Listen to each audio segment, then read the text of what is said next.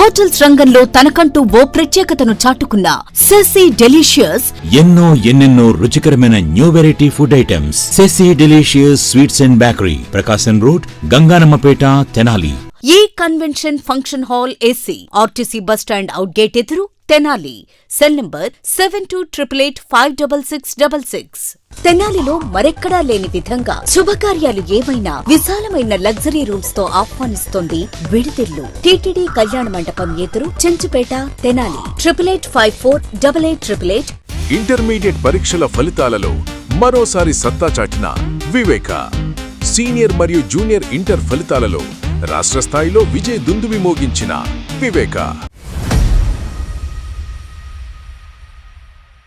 చిత్తూరు జిల్లా వీకోటలో ఏబిఎన్ ఆంధ్రజ్యోతి విలేకరి జగన్మోహన్ రెడ్డిని అత్యంత దారుణంగా హతమార్చిన దుండగులను కఠినంగా శిక్షించాలని కోరుతూ ఏపీడబ్ల్యూజే ఆధ్వర్యంలో తెనాలిలో నిరసన ప్రదర్శన నిర్వహించారు. మంగళవారం సాయంత్రం శివాజీ చౌక్లో నుంచి ఈ నిరసన ప్రదర్శన అనేది కూడా ప్రారంభమైంది. తహసీల్దార్ కార్యాలయం వరకు కూడా నిరసన ప్రదర్శన కొనసాగింది. ఈ నేపథ్యంలో ఏపీడబ్ల్యూజే ఆధ్వర్యంలో చేపట్టిన ఈ భారీ నిరసన ప్రదర్శనకు పెద్ద సంఖ్యలో వివిధ పార్టీల నాయకులు, అట్లాగే ప్రజా సంఘాలు, స్వచ్ఛంద సంస్థల ప్రతినిధులందరూ కూడా స్వచ్ఛందంగా కూడా తరలివచ్చి తమ సంఘీభావాన్ని అయితే తెలియజేశారు. ఏదైతే వీకోటలో, చిత్తూరు జిల్లా వీకోటలో ఏబిఎన్ ఆంధ్రజ్యోతిలో పాత్రికేయుడిగా పనిచేస్తున్న జగన్మోహన్ రెడ్డి ఈరోజు ఉదయం వాకింగ్కి వెళ్తున్న సమయంలో కొంతమంది దుండగులు దారి కాచి వేట కొడవలతో అత్యంత దారుణంగా అతన్ని హఠమార్చడాన్ని కూడా ప్రజా సంఘాలు, జర్నలిస్టు సంఘాలు కూడా తీవ్రంగా అయితే ఖండించిన పరిస్థితి ఉంది. వార్తలను, తప్పులు, ఒప్పులను వెలుగులోకి తీసుకొస్తున్నటువంటి పాత్రికేయుల మీద, వార్తల రూపంలో వెలుగులోకి తీసుకొస్తున్నటువంటి పాత్రికేయుల మీద ఈ రకమైనటువంటి దాడులు, ఈ రకమైనటువంటి మారణకాండ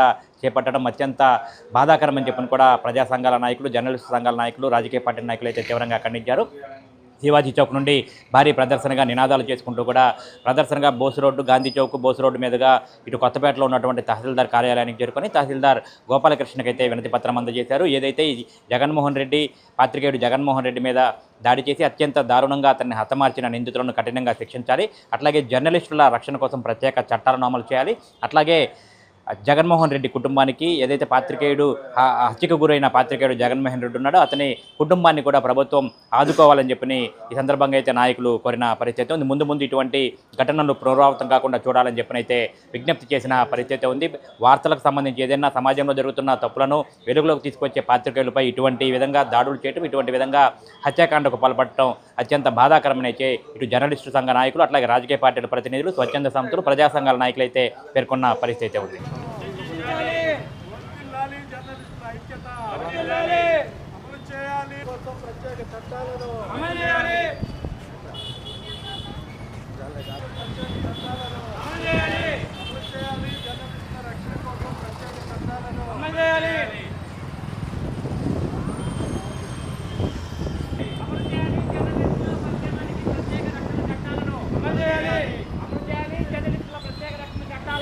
నిత్యం సమాజ హితం కోసం, ప్రజాస్వామ్యాన్ని విజయవంతం చేయటం కోసం, అనుక్షణం సమాజంలో ఎదురవుతున్నటువంటి సమస్యల పరిష్కారం కోసం తపన పడి ప్రాణాలను సైతం లెక్క చేయకుండా ముందుకెళ్ళేటువంటి జర్నలిస్టుల మీద దాడులు రాష్ట్రంలో అప్రతిహతంగా కొనసాగుతున్నాయి. చిత్తూరు జిల్లా వీకోటలో శ్రీగంధం స్మగ్లింగ్ జరుగుతున్నటువంటి నేపథ్యంలో ఆ స్మగ్లర్స్ మీద వార్తలు రాసినందుకు గాను జగన్మోహన్ రెడ్డి అనేటువంటి ఆంధ్రజ్యోతి విలేకరిని అత్యంత పాశవికంగా, దారుణంగా గొడ్డళ్లతో నరికి చంపివేశారు.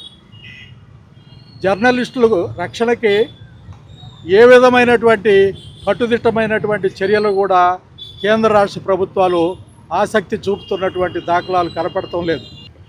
ఒక నిజాయితీతో కూడినటువంటి వార్త కానీ, లేదా ఇలా వాళ్ళు జరిగినటువంటి ఆ స్మగ్లింగ్ మీద రాసేటువంటి వార్తలు కానీ, లేకపోతే దోపిడీదారుల గురించి వార్తలు కానీ రాయాలి అంటే జర్నలిస్టులకి ప్రభుత్వాలు భరోసా కల్పించాలి, రక్షణ కల్పించాలి. అత్యంత కట్టుదిట్టమైనటువంటి రక్షణ లేకపోతే, చట్టాలు లేకపోతే జర్నలిస్టుల యొక్క మనుగడ, జీవితాలు కష్టసాధ్యంగా ఉన్నాయి.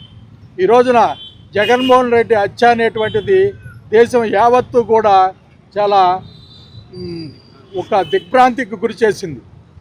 స్మగ్లింగ్ చేసేటువంటి ముఠా గురించి, స్మగ్లింగ్ జరుగుతుంది అని వార్త రాస్తే నలుగురు తిరిగేటువంటి సమాజంలో నడి రోడ్డు మీద అత్యంత పాశవికంగా వాకింగ్కి వెళ్ళినటువంటి మనిషిని నరికి చంపేశారు.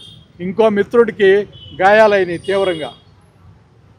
ఈ నేపథ్యంలో ఇవాళ Andhra Pradesh union of working journalist ఆధ్వర్యంలో రాష్ట్రమంతా కూడా జర్నలిస్టుల మీద జరుగుతున్నటువంటి దాడుల్ని ముక్త కంఠంతో ఖండిస్తూ ఒక రాష్ట్ర ప్రభుత్వాన్ని కాదు, కేంద్ర రాష్ట్ర ప్రభుత్వాలు రెండూ కూడా జర్నలిస్టుల యావత్తు రక్షణకు కూడా రక్షణ చట్టాలు తేవాలి. ఈ మరణించినటువంటి హత్యగావించబడినటువంటి ఆంధ్రజ్యోతి ఏబిఎన్ విలేకరి జగన్మోహన్ రెడ్డి హత్య చేసినటువంటి నేరస్తుల్ని కఠినమైనటువంటి శిక్షలు వెంటనే అరెస్టు చేయించి కఠినమైనటువంటి శిక్షలు పడేలాగా ప్రత్యేక కోర్టు ద్వారా విచారణ జరిపి ఆ శిక్షలు కూడా వెంటనే వేయాలి. అట్లాగే వారి కుటుంబానికి ప్రభుత్వము పత్రికా యాజమాన్యం రెండూ కూడా వారికి ఆర్థిక భరోసా కల్పించి వారి కుటుంబానికి మేమున్నామనేటువంటి సమాజానికి ఒక విధమైనటువంటి సందేశాన్ని ఇవ్వాలని చెప్పేసి కోరుతున్నాం. ఎసకోట వీకోట ఏబిఎన్ విలేకరి జగన్మోహన్ రెడ్డి గారిని ఈరోజు వాకింగ్కి వెళ్ళిన సమయంలో అత్యంత కిరాతకంగా నరికి చంపటం అనేది చాలా దుర్మార్గం. ఇది ప్రజాస్వామ్యానికే ఒక గొడ్డలి పెట్టుగా చెప్పుకోవాలి. ఎందుకంటే ప్రభుత్వానికి ప్రజలకు మధ్య వారధిగా ఉండి ఈ సమాజంలో జరుగుతున్నటువంటి అన్యాయాలని అక్రమాలని ఇటు ప్రభుత్వం దృష్టికి ఇటు ప్రజలను కూడా అప్రమత్తం చేసే దాంట్లో విలేకరులు చేస్తున్నటువంటి కృషి నిజంగా ప్రజాస్వామ్యవాదులుగా మనందరం కూడా హర్షించాలి. ఇవాళ విలేకరుల మీద దాడులు అనేకం చూస్తున్నాం మనం. ఏదైతే విలేకరుల మీద దాడులు జరుగుతున్నాయో ముఖ్యంగా ఇవాళ ప్రతిపక్షంలో ఉన్నటువంటి మాజీ ముఖ్యమంత్రులు కానివ్వండి, మంత్రులు కానివ్వండి, ఎమ్మెల్యేలు కానివ్వండి, ఏదైతే రెచ్చగొట్టే ధోరణిలో ఒక విలేకరుని కొడితే శభాష్రా అని ప్రశంసా పత్రాలు ఇచ్చే విధంగా ఇవాళ కొంతమంది నాయకులు వ్యవహరించబట్టే ఇవాళ వీకోట్లో జగన్మోహన్ రెడ్డి అనే వ్యక్తి అంత దారుణంగా హత్యకు గురి కాబడ్డాడు. ఇవాళ మాజీలు కావచ్చు, ఎవరైనా కావచ్చు, ప్రజలకు ఒక జవాబుదారీతనంగా, ప్రజలకు ఒక మోడల్గా ఈ రాష్ట్రంలో శాంతి భద్రతలను నెలకొల్పే దాంట్లో ప్రజాప్రతినిధుల యొక్క పాత్ర కూడా చాలా కీలకం అనేది కూడా ప్రతి ఒక్కరు గమనించాలి. ఇవాళ వాళ్ళ యొక్క ఉనికిని కోల్పోతున్నారనో, వాళ్ళ యొక్క బండారాలు బయటపడుతున్నాయనో, చేసిన తప్పుల్ని సరిదిద్దుకోవాల్సింది పోయి విలేకరుల యొక్క గొంతులు నొక్కేయాలనుకోవటం నిజంగా దుర్మార్గమైనటువంటి చర్యగా భావిస్తూ ఇవాళ ప్రభుత్వం కూడా ఇలాంటి చెత్తబాగుడు ఎవడైతే విలేకరుల మీద దౌర్జన్యాలు చేయండి, ఈ యొక్క పాత్రికేయుల యొక్క గొంతు నొక్కండి అని లెక్కలేనితనంగా ఎవరైతే మాట్లాడుతున్నారో వాళ్ళందరినీ కూడా కఠినంగా శిక్షించే విధంగా ప్రభుత్వం యొక్క తీరు ఉన్నప్పుడే ఇలాంటి దాడుల్ని, ఇలాంటి యొక్క హత్యల్ని అరికట్టగలుగుతాం. ఎందుకంటే ఏదో ఒక విలేకరి మీద దాడి జరిగినప్పుడు ఏదో ఒకసారి పలకరించడం, వాళ్ళని ఓదార్చడం, ఆ రోజుతో అది మాఫీ అయిపోతుంది. అలా కాకుండా ప్రభుత్వం వైపు నుంచి కూడా చిత్తశుద్ధిగా ఎవరన్నా ఒక విలేకరి మీద చెయ్యాలంటే భయపడే విధంగా చట్టాలు తీసుకురావాలి. ఏ సమాజంలోనైనా, ఏ దేశంలో అయినా ఫోర్త్ ఎస్టేట్ బతికుంటేనే ప్రజాస్వామ్యము, పౌర హక్కులు, ప్రాథమిక హక్కులు పరిరక్షించబడతాయి.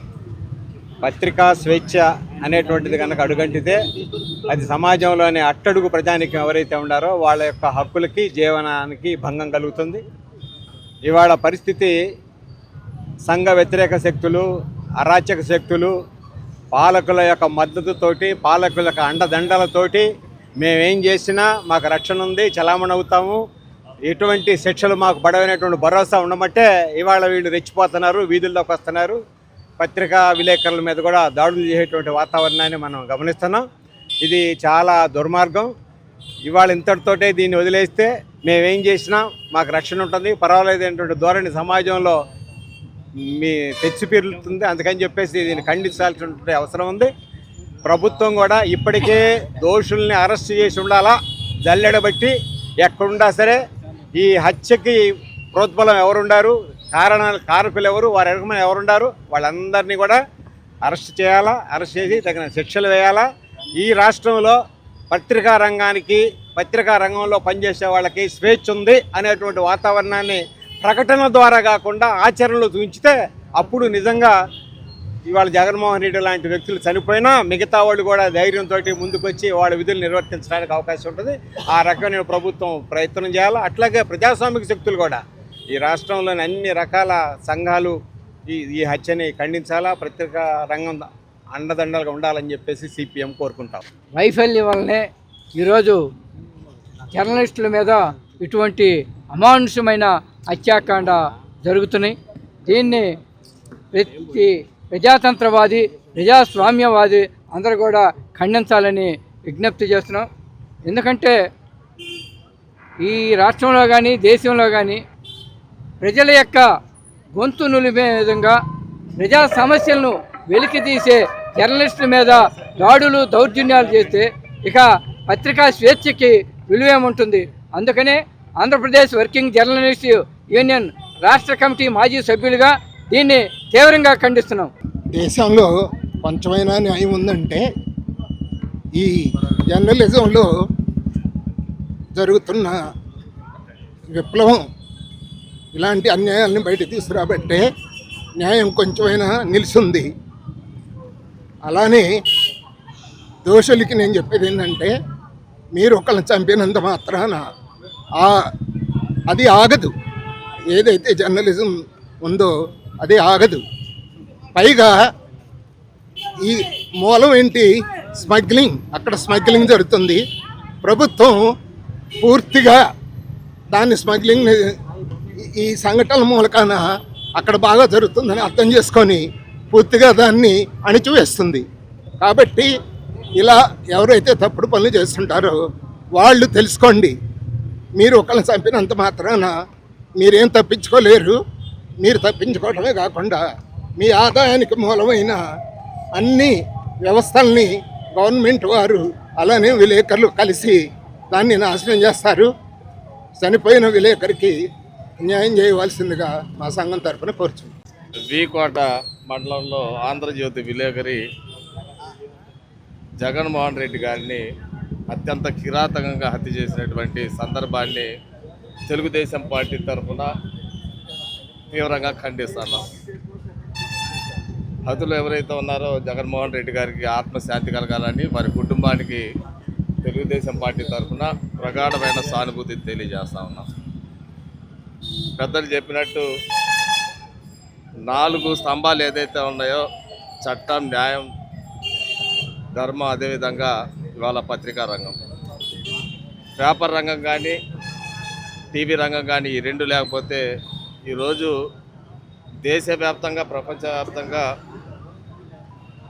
ఒక్క మినిట్లోనే ఏం జరిగినా కానీ మన కళ్ళ ముందు చూపిస్తున్నటువంటి వాస్తవాల్ని మనం కాపాడుకోవాలంటే ఈనాడు ఈ యొక్క 4th ఎస్టేట్గా పిలువబడే పత్రికా రంగాన్ని ఖచ్చితంగా అందరం కూడా ముక్త ఖండంతో జరిగిన ఖండాన్ని ఖండిస్తూ వీళ్ళందరినీ కాపాడుకోవాల్సిన అవసరం ఉంది.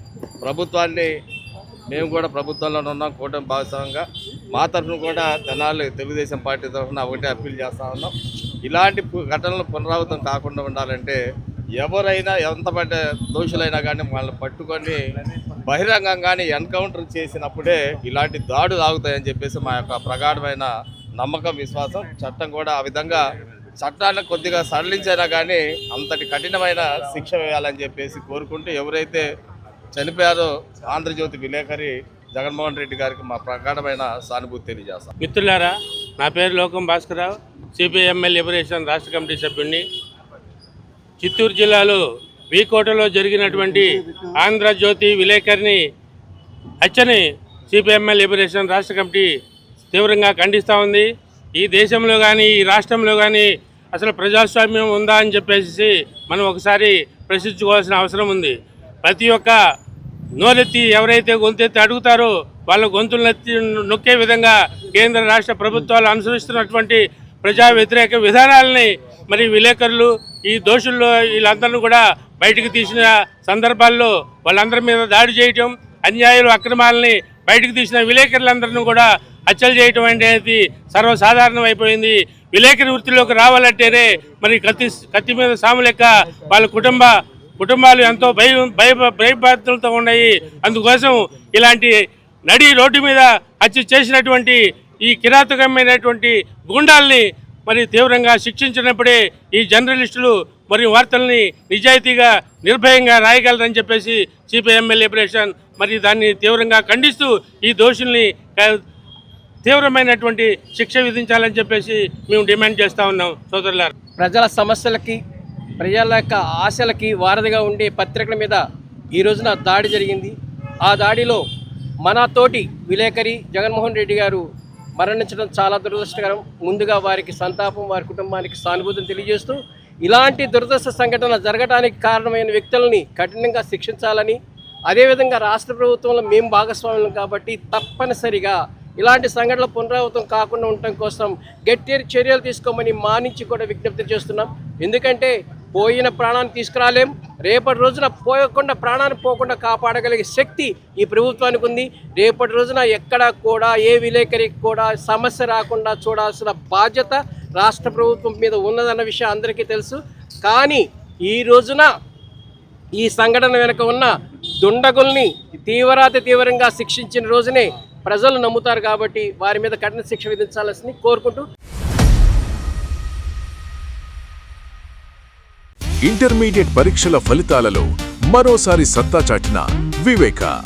సీనియర్ మరియు జూనియర్ ఇంటర్ ఫలితాలలో రాష్ట్ర స్థాయిలో విజయ దుందుబి మోగించిన వివేక విద్యార్థిని కృష్ణప్రియ అనే అమ్మాయి 990 మార్క్స్ సాధించి వివేక కీర్తి పతాకాన్ని హోటల్స్ రంగంలో తనకంటూ ఓ ప్రత్యేకతను చాటుకున్న సెసీ డెలీషియస్ ఇప్పుడు మీకు అందుబాటులో సరికొత్త రుచులతో సెసీ డెలీషియస్.